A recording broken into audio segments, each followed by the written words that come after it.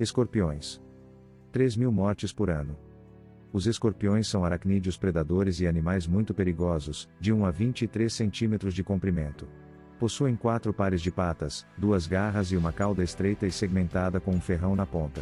Os escorpiões atacam insetos e pequenos vertebrados em regiões áridas e desérticas da Terra.